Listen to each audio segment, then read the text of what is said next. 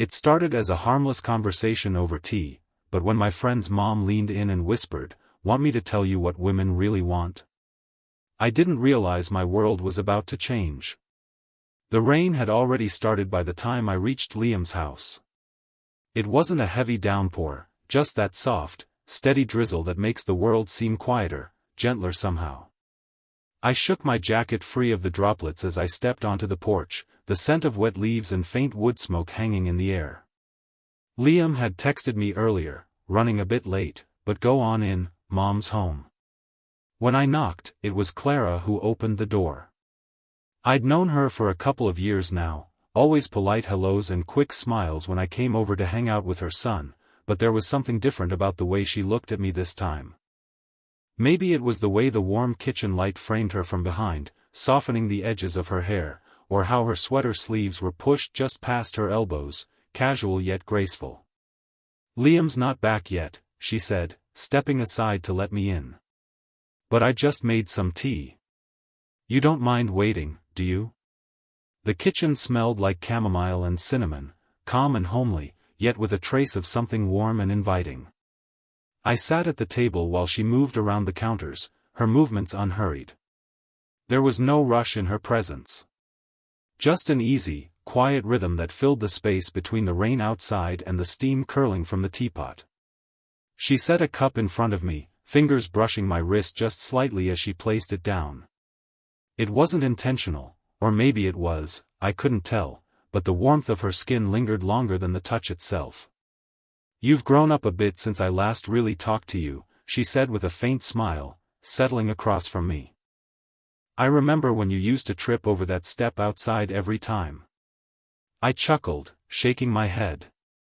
Some things change, some things don't.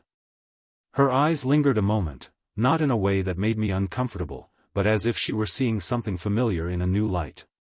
Then, almost without thinking, she leaned her elbows on the table, her voice dropping slightly, conspiratorial.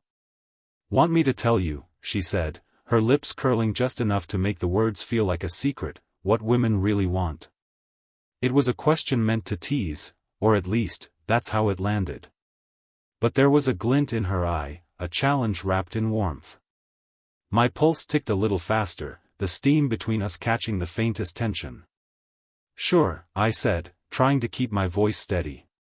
"Enlighten me." She laughed softly, not loud, not forced, just the kind of laugh that feels like an invitation. Outside, the rain kept tapping the windows, the house held its quiet, and somewhere between the tea's warmth and her steady gaze, I felt the first hint of something I couldn't quite name yet. The rain eased into a steady hush by the time Liam texted that he would be even later than expected. Clara glanced at her phone and sighed, tucking a strand of hair behind her ear as she set it aside.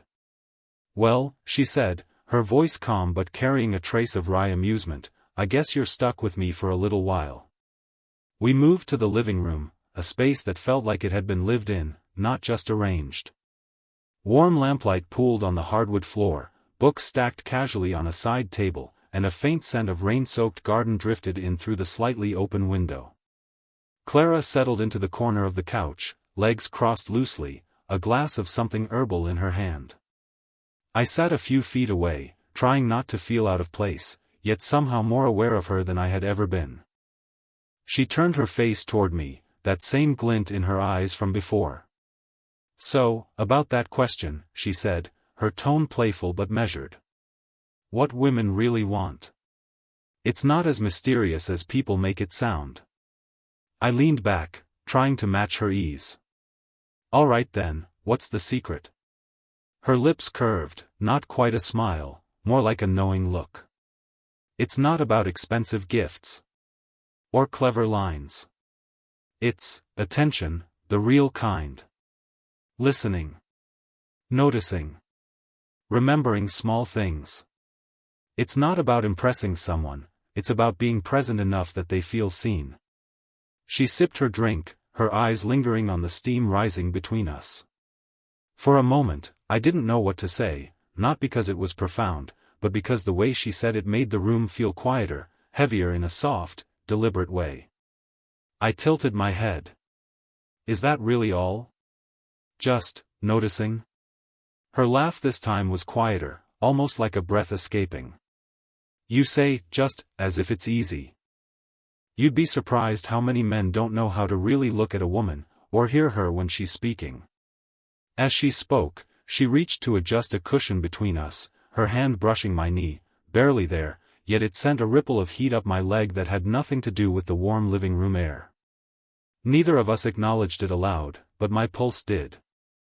You're observant, she said, almost as an afterthought, her gaze flicking briefly to meet mine. That's a good start. There was no flirtation in her tone, not directly. It was something subtler. A lesson, maybe. A test, or an invitation to pay attention to more than just her words. The rain had stopped outside, but the world inside felt slower, wrapped in the hum of the lamp and the faint ticking of the clock on the wall. She shifted slightly, one leg tucked beneath her now, comfortable, unhurried. I found myself leaning in a little more, not to close the space, but to catch every word. And somewhere between her voice and the quiet, I realized she wasn't just telling me what women wanted. She was showing me. The next afternoon, I stopped by again, this time with a simple errand as my excuse. Liam had left his charger in my car, and I figured I'd drop it off before heading to the library. The rain had cleared, leaving the air fresh and damp, the kind of cool that wakes you up when you breathe it in. Clara opened the door, her expression softening when she saw me. He's out with his cousins, she said, stepping aside. But come in. I just put some coffee on. The kitchen was different in the daylight, bright, warm, with faint streaks of sunlight catching on the counter. She moved about with quiet ease, the sound of mugs clinking against the table, the rich aroma of freshly brewed coffee filling the air. Staying busy? She asked, handing me a cup.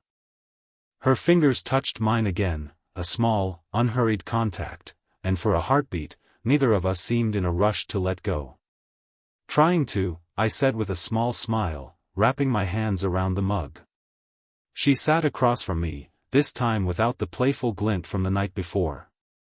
There was something more open about her now, less like a host making small talk and more like a woman choosing, deliberately, to share a moment. You know, she began, staring into her cup, people assume that once you reach a certain age, you stop needing to feel noticed. That your world is all figured out, that your heart stops needing certain things. Her words hung between us, not heavy, but honest. I didn't speak right away. I just listened, the way she said women wanted men to listen. I get compliments, sure, she continued with a quiet shrug, on how I keep things together, or how well I manage the house, the work, the chaos. But being admired isn't the same as being understood. Sometimes I feel like people see the surface and skip the rest. Her gaze finally lifted to mine, steady, searching. It was the first time I saw her not as my friend's mom, but as a woman carrying her own silences. That must feel lonely, I said softly. Her lips pressed together, a small, almost reluctant smile tugging at one corner.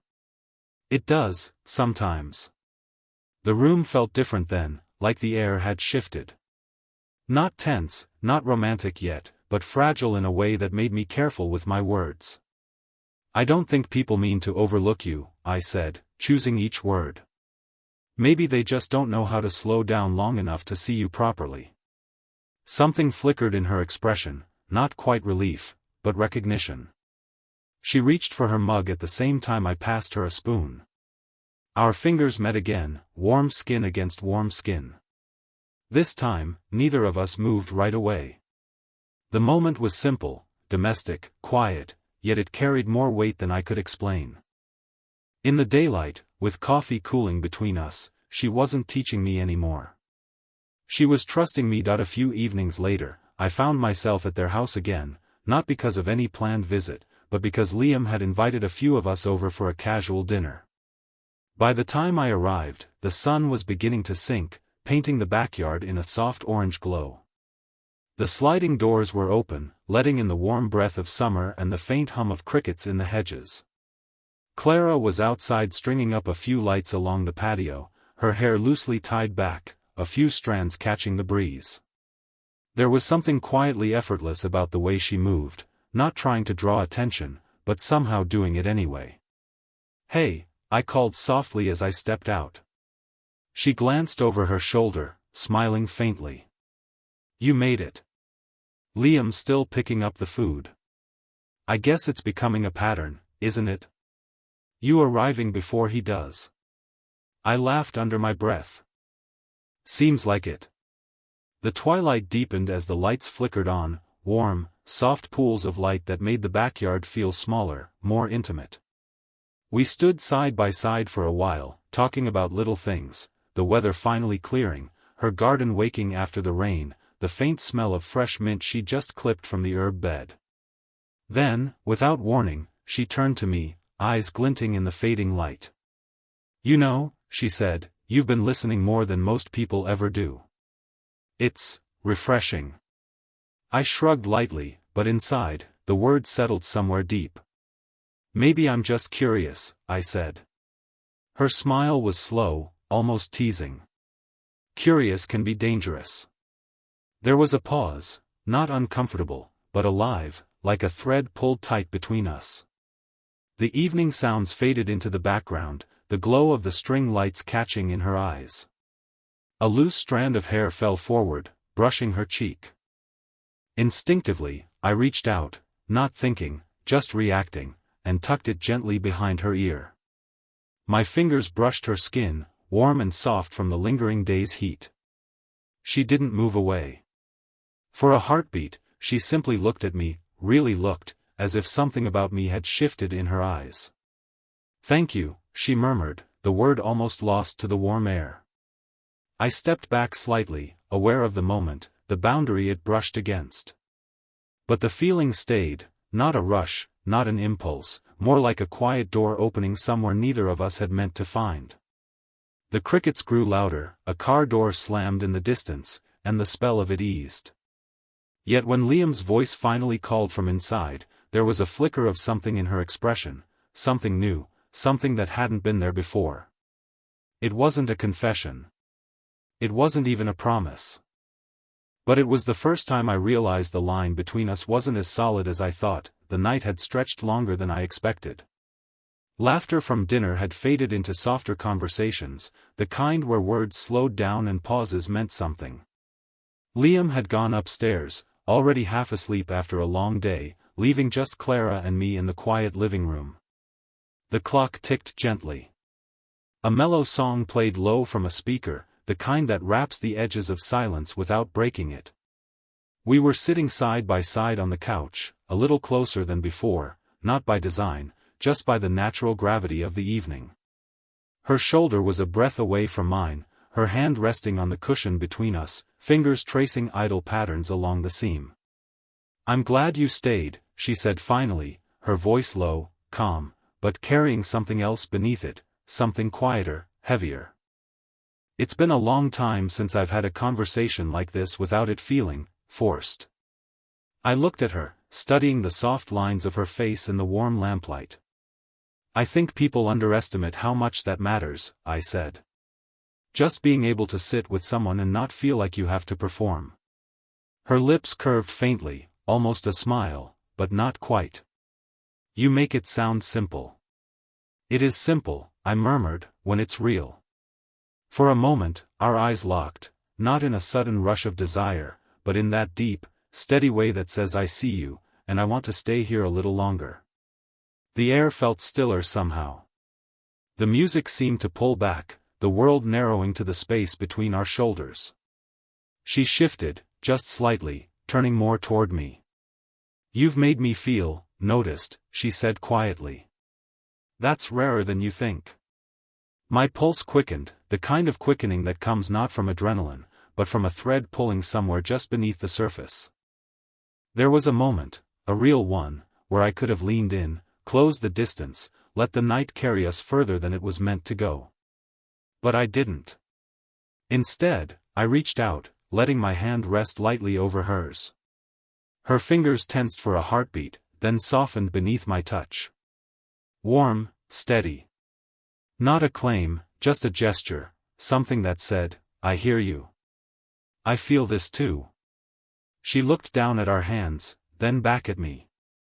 Thank you, she whispered, the kind of thank you that carries more meaning than its words. When I finally stood to leave, she walked me to the door. The night air was cool now, the rain-slick street reflecting the dim glow of the porch light. We hugged, slow, unhurried. Her cheek brushed mine, her hair soft against my jaw, her perfume faint but unmistakable. Her fingers traced a line along my back before she let go, a silent message left behind in the warmth of her touch. No promises. No lines crossed. Just the quiet kind of closeness that lingers even after the door closes. A week later, the air had shifted.